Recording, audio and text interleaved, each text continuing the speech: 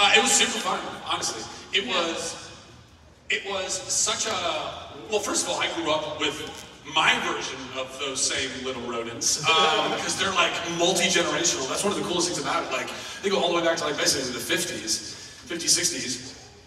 And so that was really fun. But honestly, like the coolest thing about it is like you get this really fun, like you throw yourself into imagination. Like you don't normally do as an adult. As a kid, we use our imaginations all the time.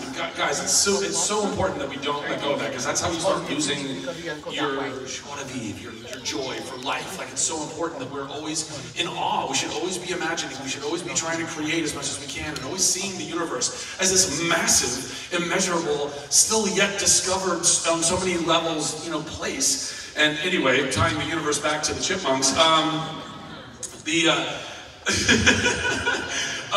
but it's really fun because I just had to use my imagination on a very high level again, because, spoiler alert, they're not real. And so what we had, the props people had these long, like telescoping poles with little claws on the end, and they had one, I think we called them stuffies, and they were these little stuffies, and they had them on these poles, and they would dance them around the set based on the lines in the script, right? Like at this point, you know, Alvin's over on the TV, and Simon's over here, and Theodore's on my shoulder, and I'm like, but they would all move constantly in the scene.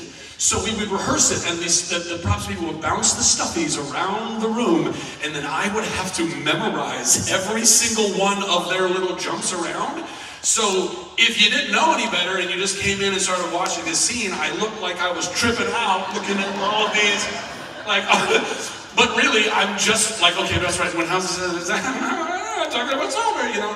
So it was a trip, it was a challenge.